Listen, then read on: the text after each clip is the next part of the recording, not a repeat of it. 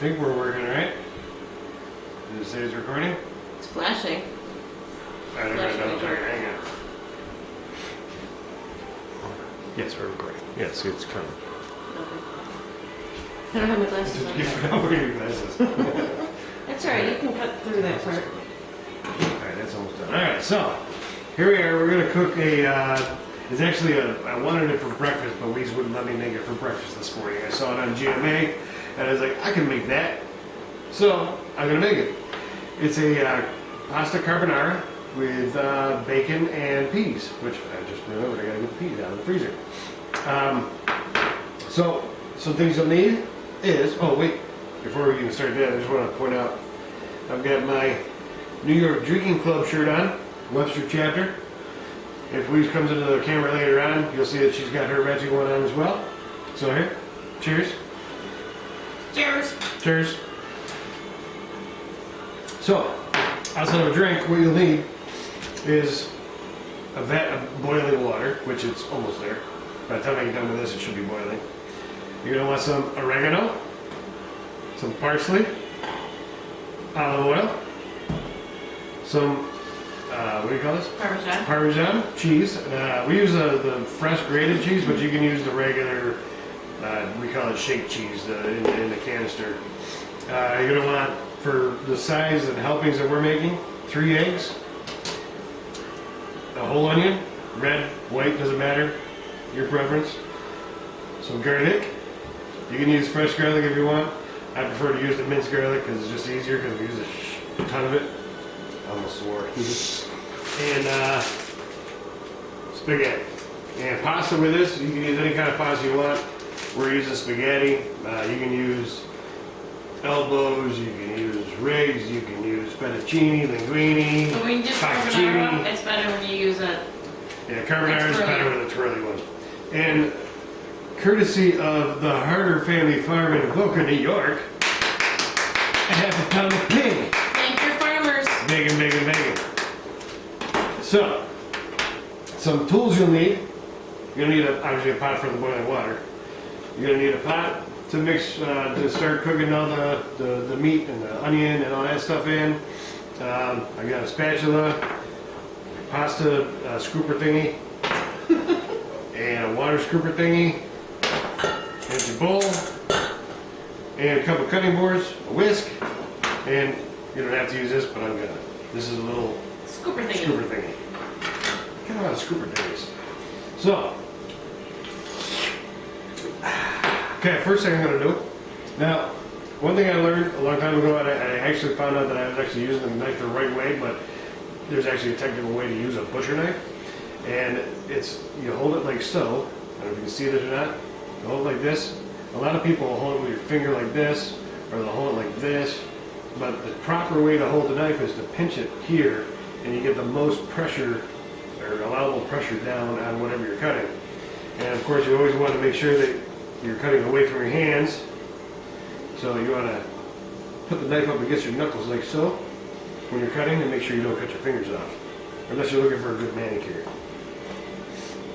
So you're going to take your bacon, you want to just kind of cut it into little tiny pieces, because we're going to cut this just a little bit at a time, or cook this in little pieces, so it's easy to chew. And maybe I should have cut this before so people didn't have to sit there and stare at me. Maybe they want to stare at you. They might want to. Yeah. I mean, I could talk, but I'm trying to actually be quiet this time because I commentated way too much this morning. Commentated, is that a whole word? Is that a real word? It is. Okay. It sounded like a made up word. It's actually really commented, but... So it's a real word that added was made up some by you. vowels. So it's now going to be in the Webster's Dictionary next year. It's a real word. Well, the reason behind this whole thing is We're to... more, number one. No, actually, I was going to say number one is to keep us connected with everybody, because we miss everyone. Yes. And also just something fun for y'all to watch, and we may or may not be funny. Bacon's all chopped up, ready to go, so I'm going to set that off to the side for a second. And I got another one here. And I'm going to teach you another little trick that I learned along the way. Uh-oh, here comes our stalker. I'm grabbing you some peas. Jeez. Hey. Ashley, Corona, you need to cover up.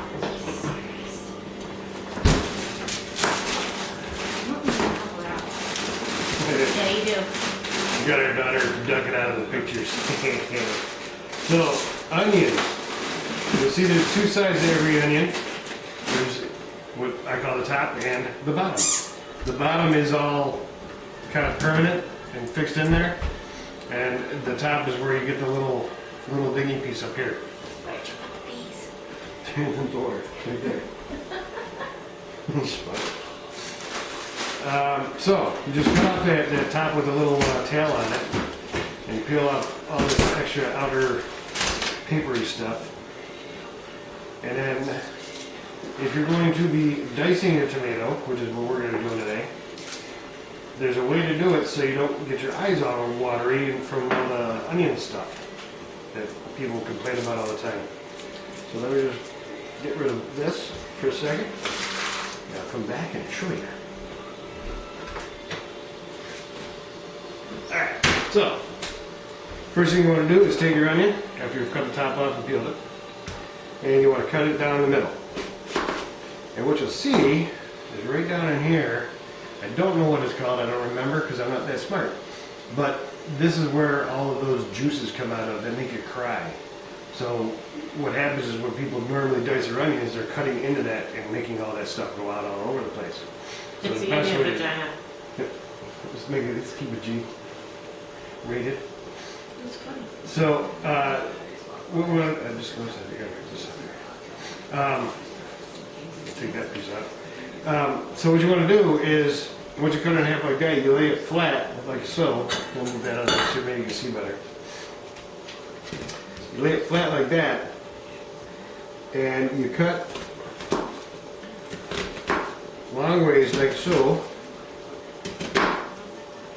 You cut it into sections, and what you want to do is make sure you don't cut down into the bottom here because that's holding it all together.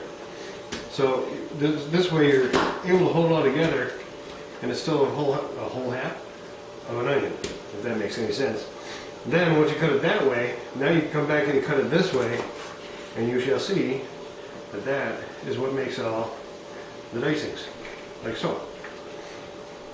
And having this all put together keeps it from sliding around all over the place. And it allows you to continue to cut it all the way down, like so. There we go. Cut out a few of those. And do I want to do the whole onion? Sure, let's do the whole onion. Alright. Do the same thing with this one. Take that outer layer off here. Alright. And do the same thing here. Cut all those. Is that boiling? It is. Okay. So before I finish that, I am going to get this going. Now, one thing I do that a lot of people don't like to do, but I like to do it because this is the only time, and Rachel Ray will tell you all the time, this is the only time you're going to be able to make sure you get your pasta salted. Make sure your water is boiling, and you put the salt in while it's boiling, a generous amount, and you let it sit there while it's rolling, and kind of roll around for a couple seconds. And that gets the salt all kind of mixed into the water on its own. And then we're going to take the pasta and we just put it in there. And now we have the salty water that's able to get all into the pasta. So get that in there. Give it a quick stir because we don't want it to stick together. Put the water in between all there. Put our top back down and we'll let that sit for a little bit. Hey Google, set pasta timer for 8 minutes. He's so fancy. 8-minute timer called pasta. And the reason I did 8 minutes on the pasta is so it comes out al dente, just a wee bit.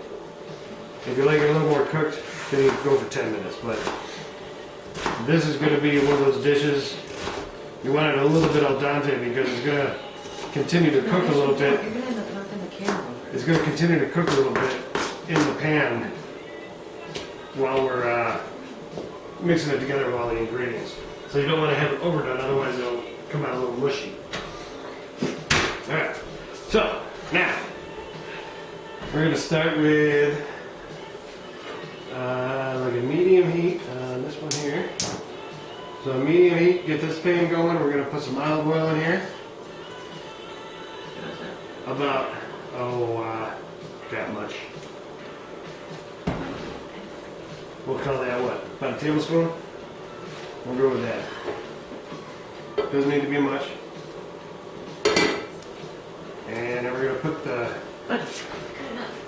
onion in there. It's rubbing over. Oh, is it?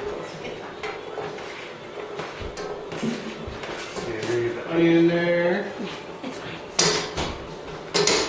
And we're going to throw some garlic. And this is for... Ooh.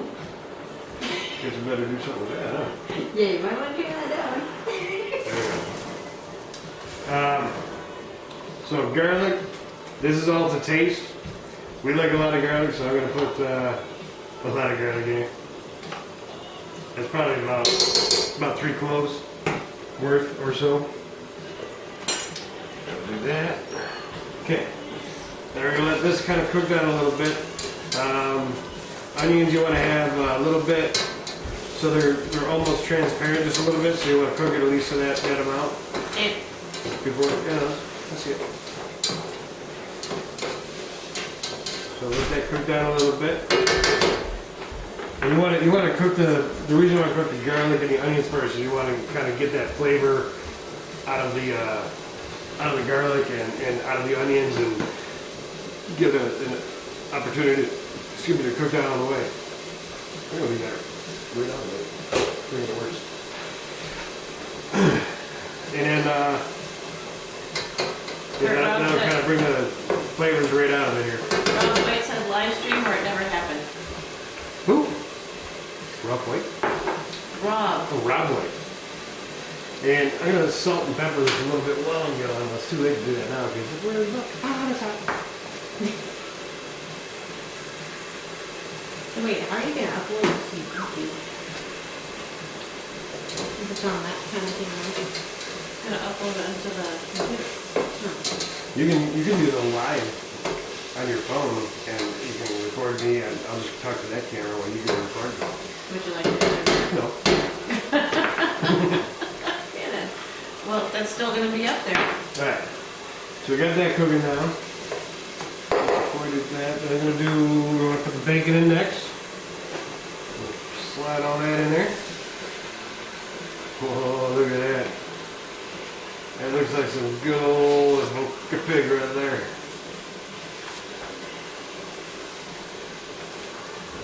Thank you, Brad, Sherry, and Darren.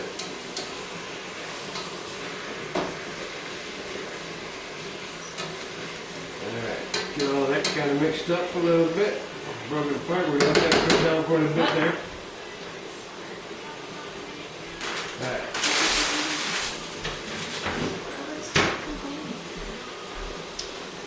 Alright, I think while that's cooking, I'm going to start this going. So we got our empty bowl.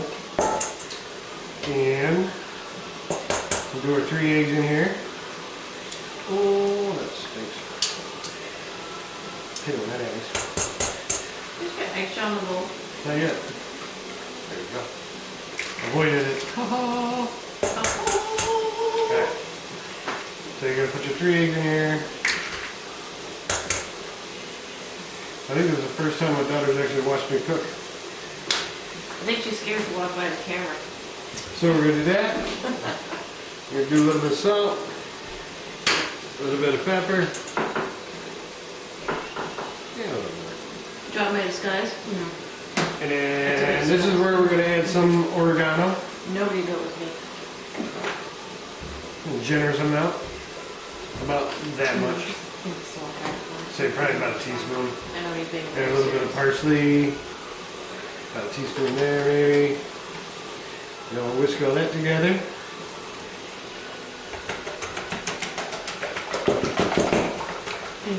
So this is what is actually going to make the actual sauce. Once we get it all in there. Between this and the pasta water, which you'll see in a second. Yeah. So that's all ready to go now. Get rid of the eggshells here.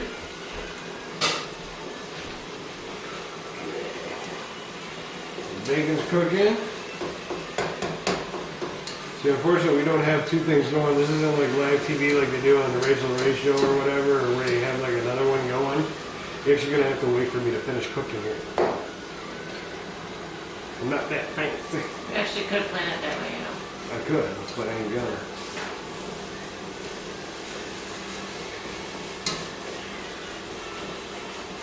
Yeah, that's a lot of bacon. So how are you doing, Kurt? I'm good, especially now that I got a drink.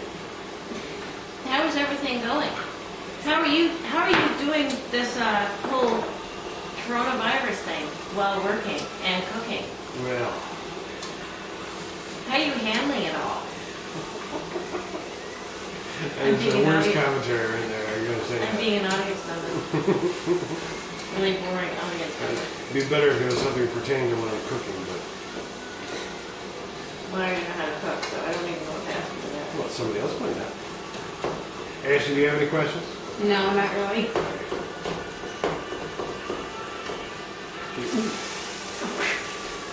Bacon over!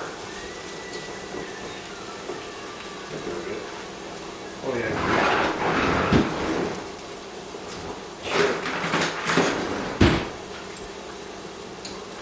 Oh, well, that's a waste of bacon. Ah, it's over there. Got it. I should have stuck away. She's smart. Oh, this is smelling so good. I love the smell of bacon. Now you can also make this with what's it called? Ketchup. Pancetta. Some people prefer that because it's a little bit saltier than